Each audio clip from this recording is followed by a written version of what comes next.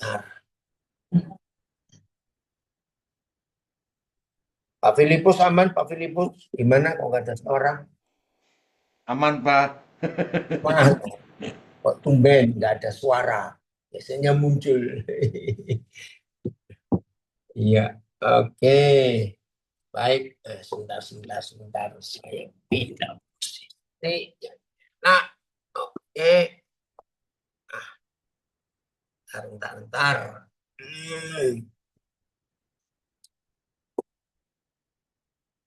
ya, sabar.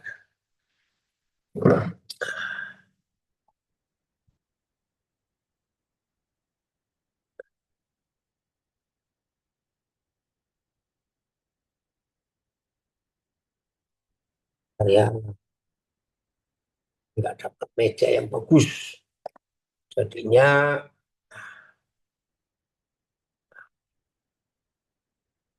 ya.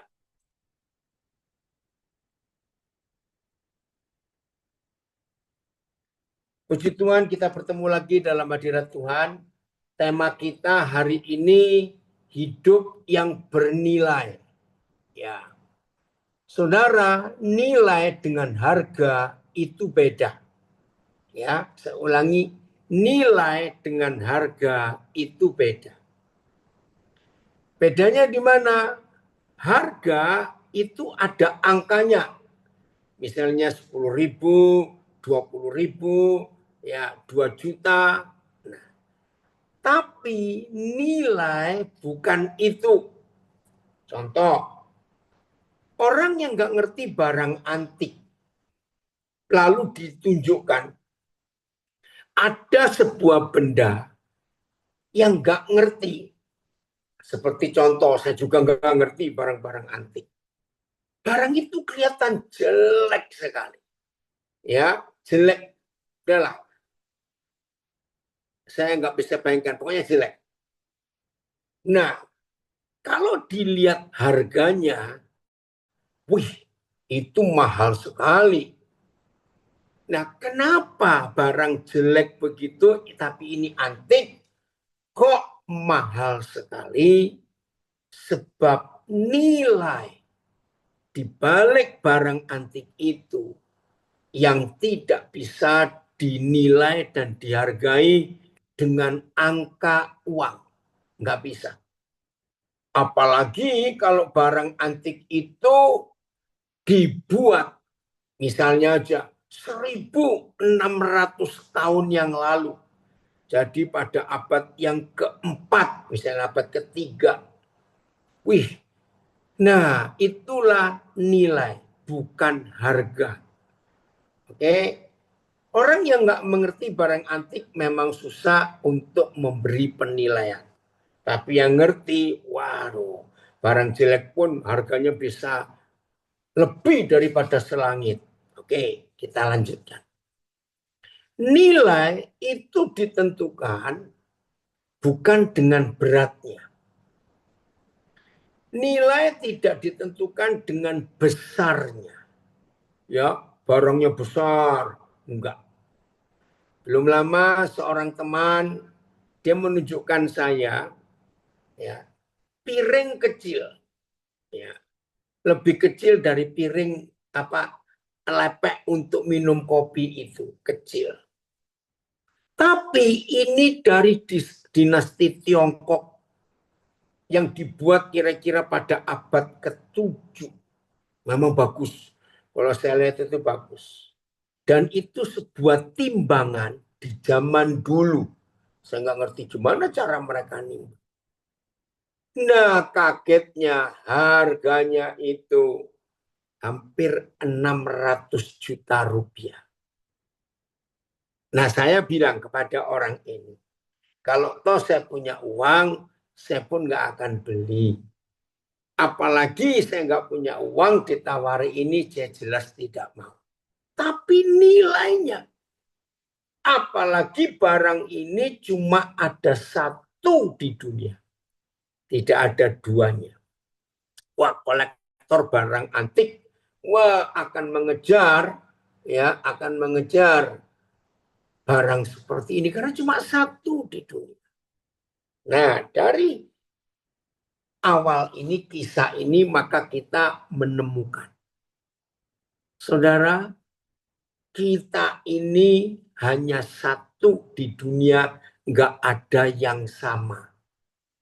Ingat, walaupun kita sama-sama manusia, tetapi pribadi kita itu hanya satu, nggak ada yang sama. Walaupun jumlah manusia sudah 8 miliar lebih, betul. Tapi masing-masing kita itu unik karena cuma satu. Dalam hal apa? Maka itu saudara, dengan teknologi ini kita bisa melihat betapa nilai hidup kita ini, wah, tidak bisa dihitung dengan rupiah, dengan angka sekian triliun rupiah sekalipun. Hidup kita nggak bisa dinilai karena terlalu mahal nilai hidup ini.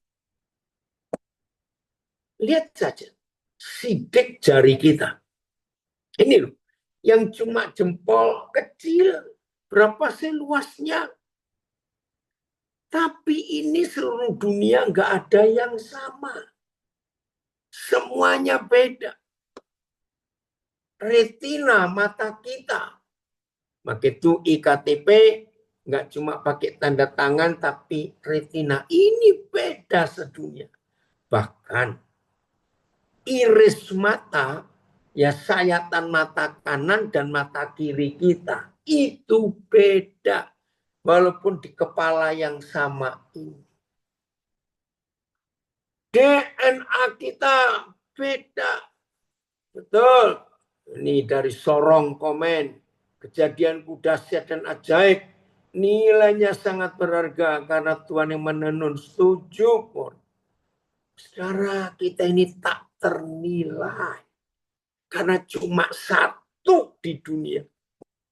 Kalau saudara pernah tahu anak kembar satu telur, yang istilah lainnya kembar identik, percayalah, pasti dari dua anak kembar identik satu telur ini tetap ada perbedaannya. Jadi satu anak kembar satu telur atau kembar identik ternyata nggak sama. Nah, itulah hidup kita yang tak ternilai. Luar biasa. Nah, setan kurang ajar. Merusak nilai hidup ini. Maaf saya berkata, apa salah satu cara setan merusak nilai hidup kita? Perzinahan, percabulan, kemabukan, alkohol itu merusak. Narkoba itu merusak. Sedih. Perjudian itu merusak. Banyak lagi hal lain yang setan buat. Sehingga hidup yang tadinya tak ternilai, bukan tidak bernilai, beda, tak ternilai, hancur. Hanya karena seks bebas. Hanya karena narkoba, hanya karena mencuri, hanya karena mabuk, dan sebagainya. Dan yang menyedihkan, saudara, setan berhasil merusak nilai hidup manusia. Puji Tuhan. Tuhan Yesus datang untuk menyelamatkan kita. Kata diselamatkan itu tidak hanya sekedar kita tidak ke neraka. Tidak. Kalau cuma sekedar nggak ke neraka, ya Tuhan nggak perlu repot-repot jadi manusia sampai mati seperti itu. Diselamatkan itu artinya dikembalikan ke bentuk semula ketika kita dijadikan. Kapan? Apa? Waktu pertama kali kita dijadikan, Mari kita buka Kejadian 1 ayat 26. Kejadian 1 ayat 26. Kita lihat ayat ini. Kejadian 1 ayat 26. Siapa kita pada awalnya dan apa yang Tuhan kerjakan ya untuk hidup kita ini. Dahsyat sekali, Saudara. Sangat dahsyat. Oke? Berfirmanlah Tuhan, baiklah kita menjadikan manusia menurut gambar dan rupa kita. Supaya manusia itu, sebagai terjemahan bebas, supaya manusia itu menjadi sama seperti Tuhan. Punya otoritas, punya kuasa. Ayat. Kemudian Tuhan berfirman, ya, lanjut naik lagi kali.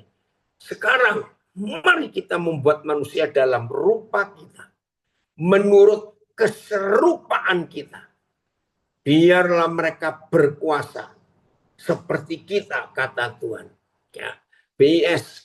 Kemudian Tuhan berkata, sekarang kita akan membuat manusia yang akan menjadi seperti kita dan menyerupai kita. Mereka akan punya otoritas seperti kita, Tuhan. TSI-nya. Kemudian ya Tuhan berkata, marilah kita menciptakan manusia supaya menyerupai Tuhan, menyerupai kita dan mencerminkan sifat-sifat Tuhan. Mencerminkan sifat-sifat Bapa kita. Mereka manusia akan berkuasa atas seluruh bumi. Nah, saudara bayangkan. Inilah nilai hidup kita. Serupa, segambar. Ya, dari Tasikmalaya ada yang tanya, loh kok kita? Betul, saya tunggu ini. Nanti saya akan jawab ya. Tenang dulu. Kenapa bukan aku? Kenapa kita? Jadi Tuhan kita berapa? Oke, nanti ya saya akan jawab. Jadi nilai hidup kita manusia ini sejak awal. Bahkan firman ini Papa kita ucapkan sebelum ada manusia. Belum ada. Tapi Papa sudah berfirman, siapa kita? Ini nilai hidup kita. Dahsyat, serupa seperti Tuhan. Wih, terima kasih. Nah, saudara bayangkan. Maaf ya, betapa hancurnya nilai hidup kita. Tahun 80-an yang lalu, tiba-tiba aja Roh Kudus menyadarkan saya tentang satu istilah yang umum kita ucapkan kalau ketemu seseorang yang ampun kelakuannya. Seperti setan betul, maaf ya. Lalu muncul dari mulut kita, dia itu kesetanan. Dia itu kesetanan. Nah, tahu ya, saya percaya kata itu nggak asing di telinga kita. Nah, tahun 80-an itu tiba-tiba Roh Kudus bertanya, Daniel, kenapa kamu tidak percaya kalau manusia bisa kesetanan? Berarti manusia itu pun bisa ketuhanan. Wih, saudara, saya baru terpikir. Betul juga. Kalau manusia bisa kesetanan, kenapa manusia kesetanan? Ya karena sifat-sifat setan nyata di hidup manusia itu. Maka seharusnya manusia bisa ketuhanan dong. Ayo katakan amin semuanya. Bisa. Karena memang sejak awal Papa sudah menetapkan. Itu Kejadian 1:26. Bahwa saudara dan saya yang sekarang ini dicap jelek, jahat, dan macam-macam. Ayo kita bertobat. Ayo kita tinggalkan sifat setan di hidup kita. Lalu kita ambil sifat Tuhan. Maka kalau saudara dan saya mau mengambil sifat Tuhan, maka kita akan disebut orang. Oh, saudara ketuhanan, dulu kesetanan. Wah, ini kan luar biasa. Setuju ya? Ya harus. Masa setan lebih terkenal dari Tuhan? Ayo semua kita mulai hari ini supaya nilai hidup ini luar biasa. Oke, sebelum saya terus. Kali yang milih tema ini siapa? Saya, Pi. Nah, coba jelaskan. Kenapa kamu milih tema ini? Hidup yang bernilai. Supaya Papi nggak salah ngikutin. Coba makna wajahmu tampilkan kali. Saya. Ya, jadi kenapa saya memilih tema ini?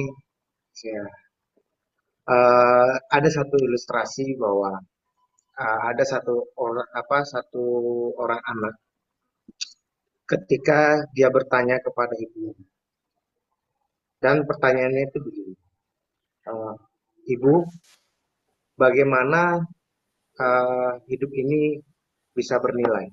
Ya. Lalu ibu itu hanya memberi satu buah berlian dan anak itu disuruh bertanya kepada beberapa orang. Kemudian anak itu keluar dan membawa berlian tersebut. Anak itu bertemu dengan orang yang pertama. Lalu anak itu berkata, "Seberapa mahalkah berlian ini bagi Bapak?" Lalu orang itu menjawab, "Mungkin ini berlian yang sangat murah dan harganya pun kalau dijual juga tidak terlalu mahal." Lalu anak itu berjalan lagi mencari orang yang kedua. Dan ketika dia menemui orang kedua, dia bertanya lagi kepada orang kedua tersebut. Dia bertanya, "Mohon maaf Pak, saya ingin bertanya, berlian ini seberapa nilainya menurut Bapak?" Lalu orang kedua itu menjawab, "Mungkin nilainya cukup tinggi, cuma saya tidak tahu berapa nilainya."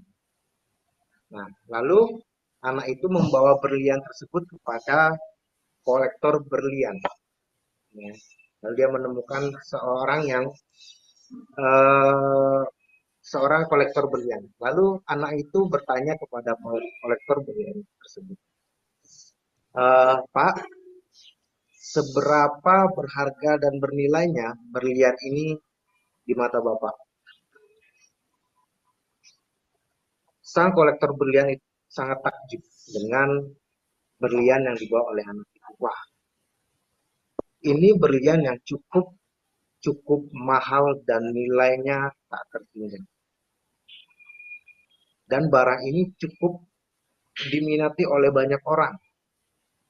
Dan barang ini dinikmati oleh banyak orang.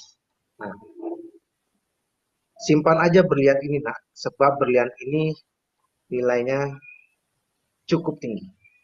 Akhirnya anak itu pulang dan berkata kepada ibunya, "Ibu, aku mendapatkan seseorang yang menilai berlian ini cukup tinggi." Lalu ibu itu menjawab begini, "Ya, begitulah nilai kehidupan. Jika kita membawa nilai kehidupan itu kepada orang yang tepat, membawa nilai kehidupan itu kepada hal yang tepat, maka itu akan dihargai. Akan tetapi jika nilai hidup kita dibawa kepada hal yang tidak berguna, hal yang tidak eh, bisa dibilang, kita membawa berlian itu kepada orang-orang yang tidak mengerti akan nilai, dan mereka akan memandang hal itu tidak bernilai."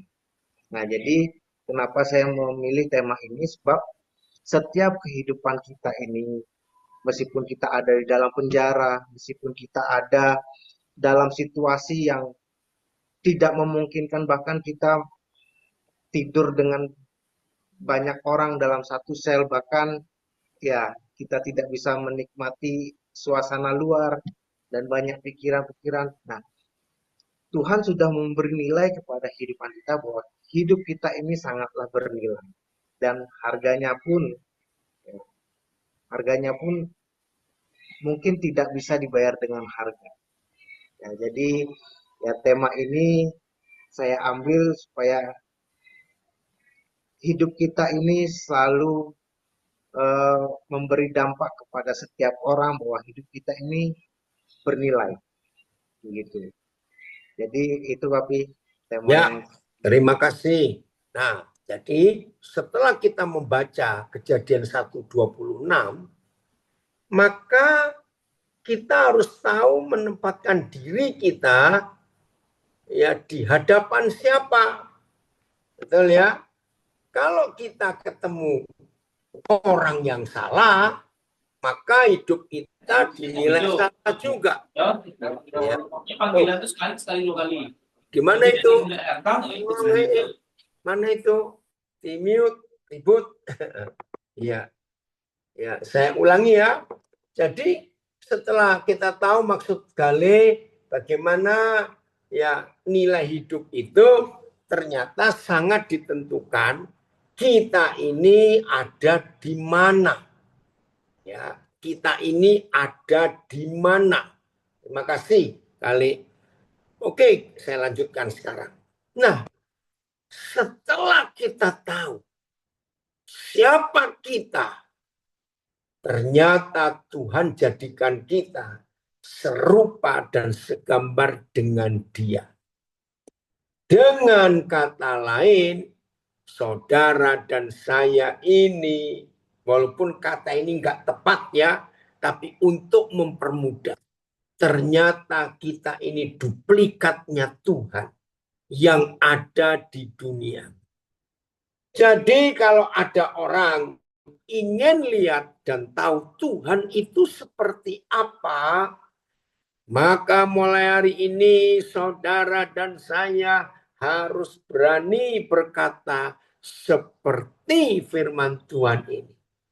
Bukan untuk sombong, tapi ini nilai. Oh, saudara ingin tahu Tuhan, saudara ingin kenal siapa Tuhan, maka mulai hari ini saudara dan saya harus berkata, maaf ya, lihat hidupku, lihat hidup kami, maka saudara melihat Tuhan. Ini nilai. Betapa luar biasanya kalau ini terjadi. Maka itu saudara, dalam hidup ini harus ada proses. Harus ada proses. Untuk menjadi berlian yang tak ternilai itu. 2 Korintus 5:17. Lihat ini. Nah, setelah setan berhasil merusak dan menghancurkan nilai hidup kita jadi begitu rendah, begitu murah, ya dalam percabulan, dalam narkoba, dalam hal-hal yang jahat kita lakukan, ini janji Bapa kita. Jadi 2 Korintus 5:17. Jadi siapa yang ada, oke Pontianak baru hadir. Jadi siapa yang ada di dalam Kristus? Ia adalah ciptaan baru. Yang lama sudah berlalu, sesungguhnya yang baru sudah datang. AYT. Jadi siapa yang ada di dalam Kristus, ia adalah ciptaan baru. Hal-hal yang lama sudah berlalu, lihatlah hal-hal yang baru sudah datang. PIS, orang yang bersatu dengan Kristus menjadi manusia baru sama sekali. Yang lama sudah tidak ada lagi, semuanya sudah menjadi baru. TSI, ya kita melihat TSI-nya yang penting. Ketika seseorang bersatu dengan Kristus, dia menjadi ciptaan baru. Cara hidup yang lama sudah berlalu, segalanya menjadi baru. Nah, saudara, ketika dosa merusak nilai hidup kita, yang tadinya adalah manusia yang serupa Tuhan, yang harusnya kita ini ketuhanan, dihancurkan sehingga manusia menjadi kesetanan. Nah, setelah kita baca 2 Korintus 5:17, tolong jawab. Mudah atau susah merubah hidup dari kesetanan menjadi ketuhanan? Mudah. Percaya Tuhan Yesus, hidup di dalam Dia, mengikuti semua peraturan dan pola hidupnya, langsung kita menjadi serupa lagi dengan Dia. Yang lama telah berlalu, yang baru sudah terbit. Segampang itu. Maaf kalau masih ada di antara kita berkata nggak mungkin, sulit. Ini karena lingkungan. Salah. Lingkungan tidak pernah salah. Kita yang salah. Oke? Lihat pohon teratai.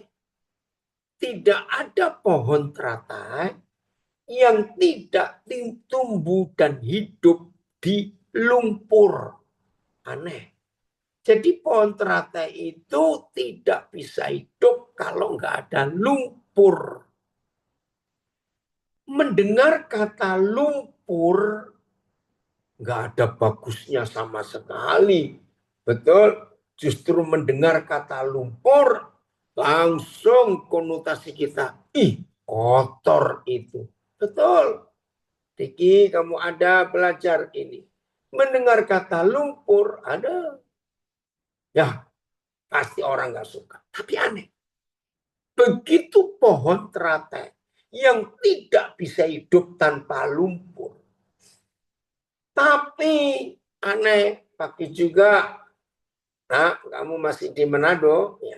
Tapi ketika mereka berbunga, weh, saudara, mengagetkan. Tidak ada di seluruh dunia bunga teratai itu campur lumpur. Tolong perhatikan, enggak ada. Seluruh teratai yang berbunga, walaupun hidupnya di dalam lumpur, di atas lumpur, ternyata bunganya tidak berlumpur. Bahkan bunga teratai itu cantik. Nah, sehingga Sang Buddha, ya, Sang Buddha selalu memberi simbol teratai. Itu Buddha, ya. Masing-masing agama punya simbol. Luar biasa. Mengapa Sang Buddha mengambil simbol teratai? Yaitu kita hidup di dunia penuh lumpur. Tetapi yang kita hasilkan tidak boleh bercampur lumpur. Nah, bagaimana? Yaitu hiduplah di dalam Kristus. Ikuti cara hidupnya, ikuti semuanya yang Dia ajarkan. 1 Petrus 2:21. 1 Petrus 2:21. Saldi, kode sudah di Manokwari ini ya. 1 Petrus 2 ayat 21. Woi, dari Mumi Waren. Shalom, Andri. Ya. Sebab untuk itulah kita dipanggil. Dipanggil untuk apa? Karena Kristus pun telah menderita untuk kita dan Dia telah meninggalkan teladan bagi kita supaya kita mengikuti jejaknya. Gampang, nggak susah. Jadi kalau ada di antara kita hari-hari ini nilai hidup hancur, orang nolai aja enggak. Tapi kalau hari ini saudara dan saya hidup di dalam Kristus, ikuti semua jejak Tuhan Yesus, maka saudara dan saya enggak akan dipandang sebelah mata oleh saudara-saudara kita, maka kita enggak akan direndahkan lagi, diremehkan lagi, dicibir, gitu enggak. Anak-anak, warga binaan, di antara sekian banyak orang di dalam tempat kalian sekarang, jadilah teladan. Ikuti cara hidup Yesus. Maka teman-temanmu, bahkan petugas pun akan melihat nilai hidupmu. Walaupun di dalam tempat yang gak enak itu ada nilai tambah yang luar biasa. Oh, puji Tuhan, Senta. Jadi kita harus tahu prinsip ini. Hebat sekali, bukan? Sederhana, maka itu nggak sulit untuk hidup yang bernilai itu. Oke ya? Nah, sampai di sini. Ini ilustrasi. Kalau saudara punya uang 100.000, pasti warna merah, bukan? Suatu hari tanpa sengaja, saudara bawa tidak pegang baik, angin menerbangkan 100.000-an itu, dan maaf, jatuh di kotoran sapi. Maafin ya. Nempel di kotoran sapi. Saya pernah tanya orang, kamu ambil nggak? Ya enggak lah, kotor. Ih, sombongnya. Kalau itu uang saya ambil. Bisa dicuci kok.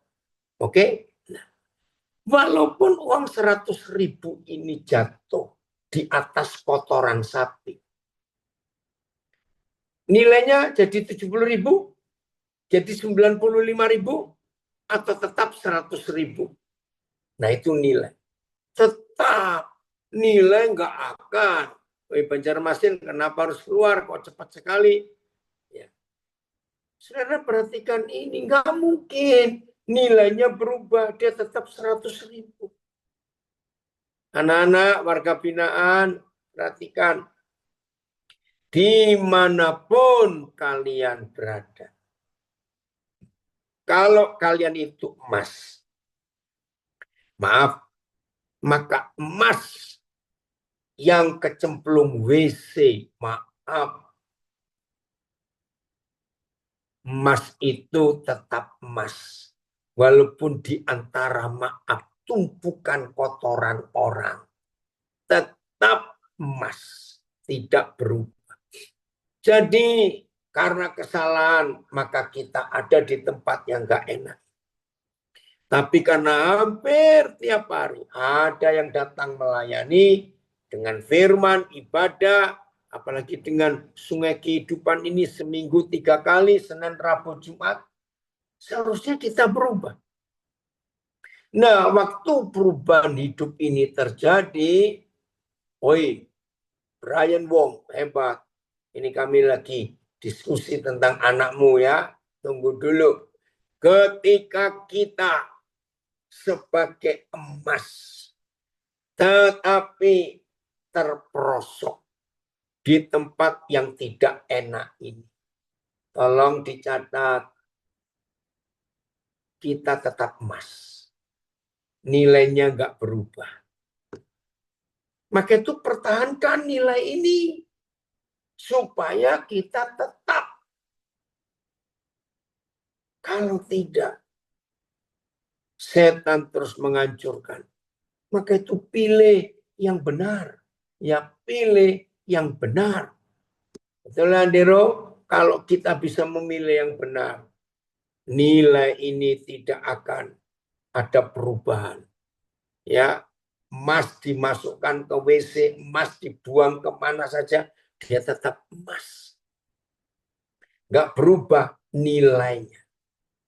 Nah, yang bisa merubah nilai hidup kita hanya kita sendiri.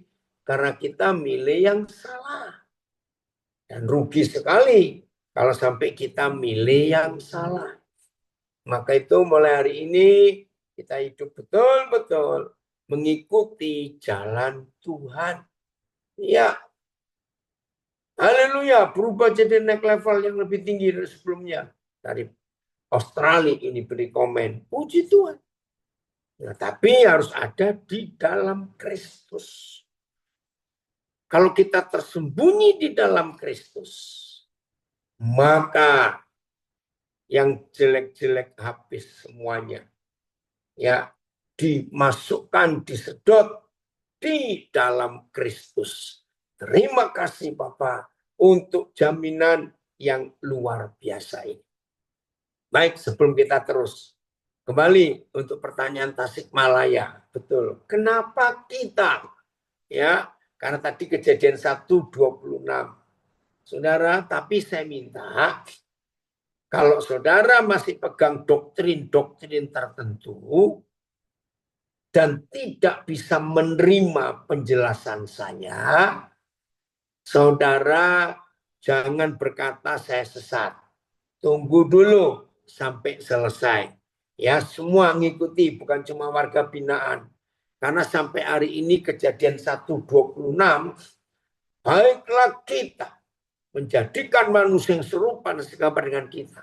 Kata kita sampai hari ini, sudah di tahun 2025, masih terjadi. Benturan diskusi yang gak habis-habis. Tapi saya akan jelaskan dan saya akan berusaha tidak keluar dari konteks Alkitab. Lalu kalau saudara tanya, jadi Pak Daniel pakai doktrin yang mana? Kok bisa menjelaskan seperti itu? Jawaban saya pakai doktrin Alkitab, yaitu doa Bapa kami. Ya, nanti kita lihat. Betul. Ada yang komen ini. Input yang setiap hari masuk ke dalam hidup kita menentukan output yang kita keluarkan dari hidup kita juga, betul. Kalau ada orang bacaannya, tontonannya yang cabul pornografi, masuk itu ngotori otaknya, ngotori jiwanya, ngotori matanya, ngotori seluruh hidupnya. Maaf, maunya seks saja, ya hancur hidupmu.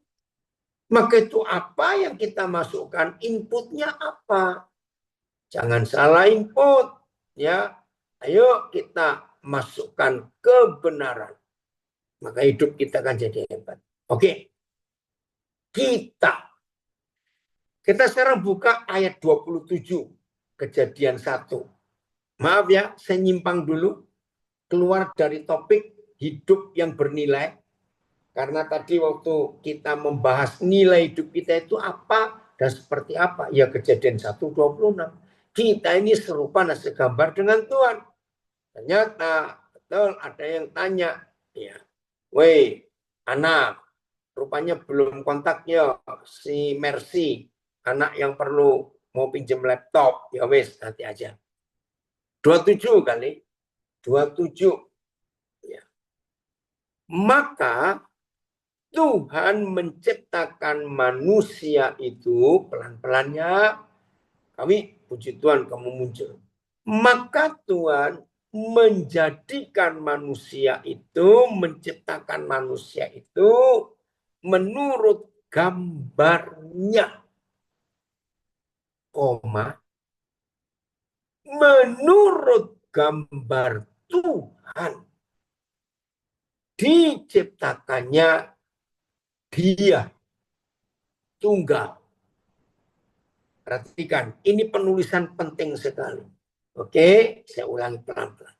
Maka Tuhan menciptakan manusia itu menurut gambarnya.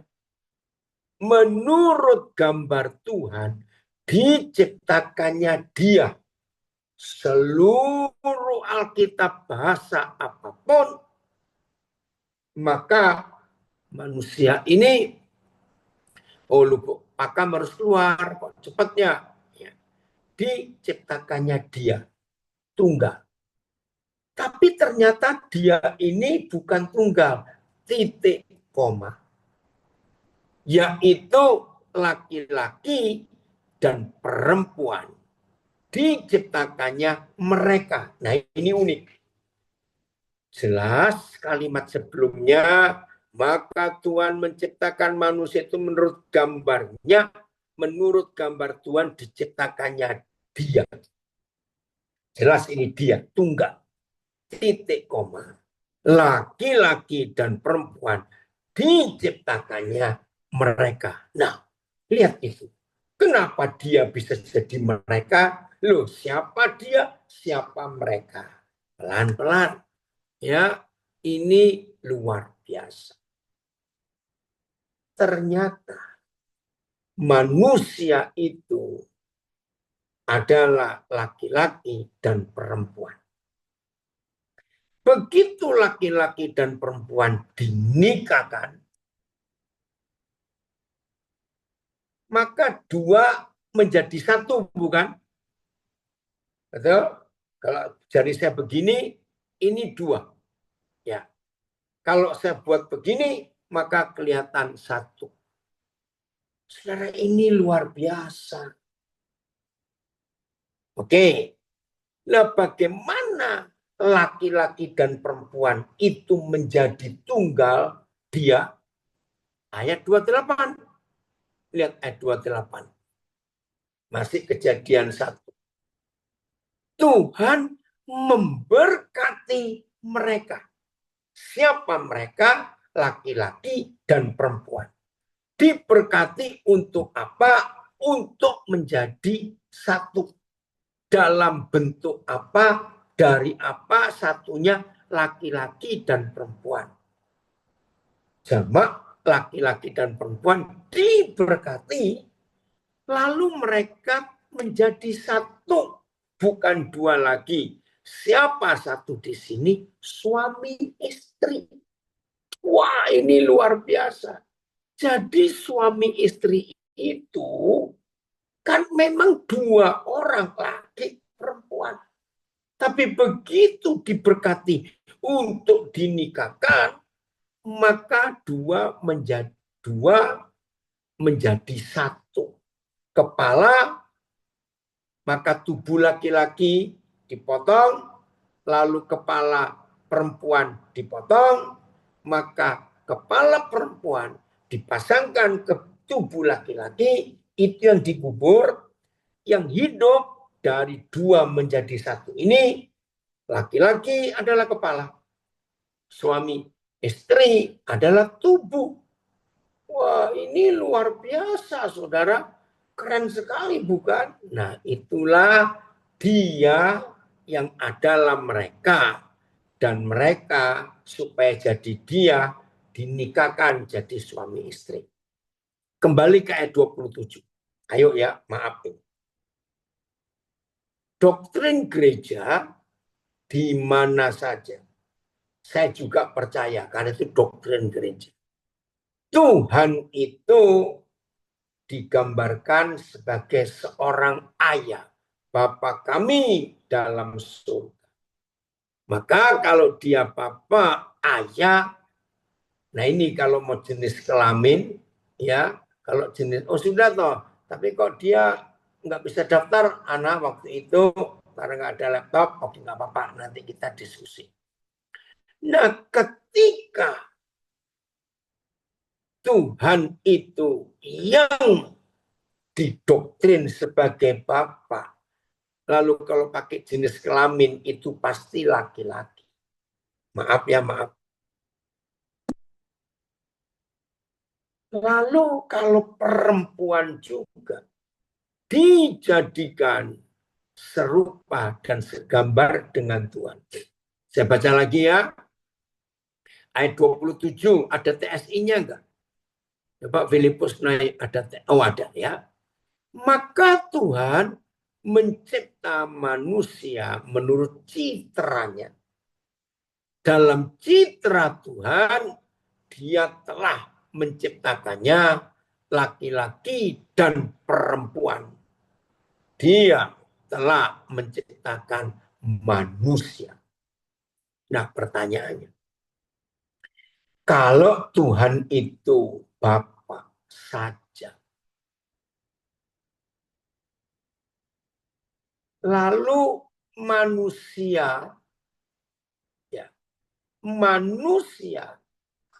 yang perempuan ini gambarnya siapa? Ayo. Padahal jelas laki dan perempuan itu dijadikan serupa dan segambar dengan Tuhan. Coba bayangkan.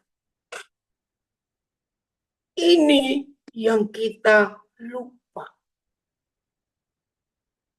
Nah, saudara, memang di surga, maaf ya, tidak ada Tuhan laki dan Tuhan perempuan.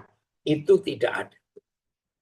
Tapi kata kita di ayat 26, ternyata di surga itu ada papa dan ada mama. Nah, papa dan mama ini bersatu. Jadi Tuhan bukan dua, bukan tiga, satu. Sama seperti suami istri yang sedang berduaan saja, tidak ada anak-anak, nggak ada orang lain. Maka sebagai suami istri yang lagi berduaan saja, kalau bicara apa-apa, ya mereka berkata kita mau makan apa, kita mau kemana kita. Jadi ayat 26 kejadian 1 kata kita. Itu ternyata papa dan mama di surga. Pelan-pelan ya. Jangan shock dulu, jangan keluar dulu kok bilang sesat. Tunggu dulu. Ini kebenaran yang kita harus tahu. Nah, untuk menggambarkan papa di surga supaya ada di dunia, maka Tuhan jadikan laki-laki. Untuk menggambarkan supaya ada mama di dunia, maka Tuhan jadikan perempuan. Tapi laki dan perempuan ini tidak akan bisa menjadi papa mama kalau tidak dinikahkan. Diberkati, itu ayat 28. Wah, ini luar biasa. Maka itu saudara kejadian 1, 26, 27, 28. Itu satu paket yang nggak bisa kita ambil satu ayat saja, tidak. 3 ayat ini, kejadian 1, 26, 27, 28. Itu satu ayat, satu paket. Jadi supaya yang laki itu menjadi papa, maka dia dinikahkan dengan yang perempuan supaya jadi mama. Maka itu ayat 28, Tuhan memberkati mereka, lalu berfirman kepada mereka, beranak cuculah. Nah, kalau beranak dan bercucu, jadi mama papa. Wah, ini luar biasa. Bersyukur kepada Tuhan. Kok bisa Roh Kudus membukakan seperti ini? Jadi kata kita di ayat 26 bukan Tuhan lebih dari satu. Tetap satu. Tapi satu itu adalah papa mama. Maka itu untuk menjadikan papa, dia jadikan laki-laki. Untuk menjadikan mama, dia buat perempuan. Supaya laki dan perempuan jadi papa mama, maka Tuhan nikahkan mereka. Itu 28. Oke, saya masih belum berani ngajar waktu itu karena masih minta peneguhan-peneguhan. Saya minta, Papa, beri saya ayat-ayat yang menyatakan bahwa Tuhan juga seorang mama. Buka Ulangan 32 ayat 18. Ulangan 32 ayat 18. Luar biasa ini. Kita lihat ya, Ulangan 32 ayat 8. Gunung batu yang memperanakkan engkau telah kau lalaikan. Dan telah kau lupakan Tuhan yang melahirkan engkau. Musa kalau memanggil Yahweh Tuhan, salah satu julukannya gunung batu. Artinya yang kokoh, kuat, teguh. Saudara perhatikan. Gunung batu yang memperanakkan, Tuhan yang melahirkan. Maaf ya, maaf. Jadi ini mama atau papa? Maaf ya. Yang memperanakkan dan yang melahirkan. Itu mama atau papa? Jelas mama. Tapi Tuhan Yesus nggak berkata mengajar loh, mama kami dalam surga. Tidak. tetap Bapa kami dalam surga. Kenapa? Dalam hukum internasional sampai hari ini, begitu laki-laki menikah dan disahkan untuk bersatu dengan istrinya, maka istrinya akan disebut nyonya siapa, Mrs. siapa. Artinya apa? Artinya yang menjadi istri itu nggak punya nama. Pasti laki perempuan kalau sudah jadi suami istri pasti disebut ibu bapak Bambang, ibu bapak Timotius. Betul ya? Jadi kalau ada kata Bapa kami dalam surga, ya berarti ada mamanya, tapi nggak disebut. Maka itu saya punya istilah saja. Nggak setuju, nggak apa. Ini istilah. Jadi kalau punya anak perempuan, nggak usah bingung cari nama. Karena sebagus apa nama anak perempuan kita, ini istilah saya ya, sebagus apa nama anak perempuan kita, setelah anak perempuan kita itu menikah dengan seorang pria, dan nama pria itu adalah Joko Gundul, maaf, maka setelah sah dalam pernikahan, baik dia dapat bantuan maupun catatan sipil, maka akan disebut inilah Tuan dan Nyonya Joko Gundul. Nama anak perempuan kita sepanjang apa, sebagus apa, akan masuk ke suaminya. Jadi nggak mungkin kita harus manggil ibu kami dalam surga.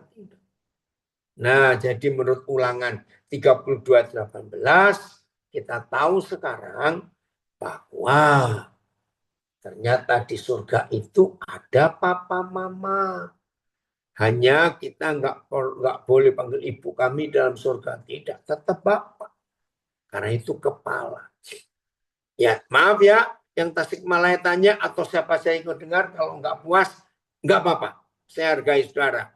Ya, kalau mau tanya nanti lewat WA aja. Saya nggak bisa menjawab semua pertanyaan lewat Zoom ini. Nanti kita makin jauh. Artinya kita masih pada hidup yang bernilai.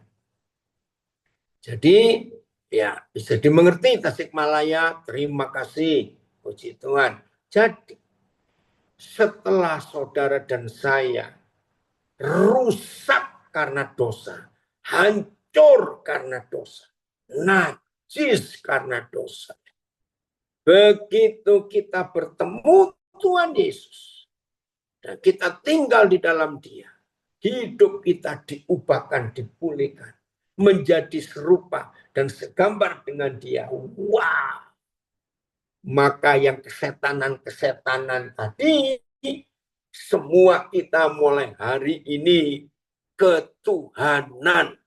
Terima kasih Vivo V2204. Ngerti? Saya ulangi. Setelah kita menggenapi 2 Korintus 5 ayat 17, maka semua kita yang sudah kesetanan selama sekian puluh tahun atau sekian tahun, maka kita berubah jadi ketuhanan. Karena karakter Tuhan, sifat Tuhan, cara berpikir kita pakai cara berpikirnya Tuhan, cara kita mendengar sesuatu lalu kita memutuskan pakai cara Tuhan mendengar, cara kita memandang sesuatu kita pakai cara pandang Tuhan. Cara kita berkata-kata nggak jorok, nggak kasar, nggak sadis, nggak pahit, tapi memakai cara kata-kata Tuhan. Begitu pula perasaan kita memakai perasaan Tuhan. Maka dengan sendirinya, saudara, kita semuanya akan disebut ketuhanan kamu, bukan kesetanan. Jadi nilai hidup kita, hidup yang bernilai. Kalau orang sudah mengeluarkan kata, wih, aku ketemu kamu 3 tahun yang lalu itu masih kesetanan. Sekarang beda hidupmu, ada karakter Yesus ada. Puji Tuhan. Berarti kita berhak disebut ketuhanan, bukan kesetanan lagi. Nah, itu nilai hidup kita. Luar biasa. Terima kasih, Pak. Memang semudah itu. Semudah itu. Ya, lihat ini 1 Yohanes 1 ayat 9. Ayat yang terakhir ini ya. 1 Yohanes 1 ayat yang ke-9. Kita melihat. Ya. 1 Yohanes 1 ayat yang ke-9. Edwin, dari mana kamu bermuncul? 9. Ya. Jika kita mengaku dosa kita, maka Tuhan adalah setia dan adil, sehingga Ia akan mengampuni segala dosa kita dan menyucikan kita dari segala kejahatan. PS, tetapi kalau kita mengakui dosa-dosa kita kepada Tuhan, Ia akan menepati janjinya dan melakukan apa yang adil. Ia akan mengampuni dosa-dosa kita dan membersihkan kita dari segala perbuatan kita yang salah. Jadi enggak kesetanan lagi, kita ketuhanan. Oh, terima kasih Bapak TSI. Sebaliknya, bila kita mengakui dosa-dosa kita kepada Tuhan, maka sesuai dengan janjinya, Tuhan yang Maha Adil dan setia itu pasti mengampuni kita dan membersihkan kita dari setiap perbuatan jahat yang sudah kita lakukan. Oh, terima kasih Bapak untuk anugerah-Mu yang luar biasa dalam hidup ini. Jadi cuma ngaku dosa dan jangan berbuat lagi, maka kita akan diperbarui dan terus-menerus mengalami pembaruan yang tidak habis-habisnya. Kolose 3. Ya, Kolose 3 ayat yang ke-10. Ya. Kolose 3 ayat yang ke-10. Nanti sore ya, kita ketemu lagi jam 16.30. 16.30, setengah 7. Ya, WIB 16.30 WIB nanti sore.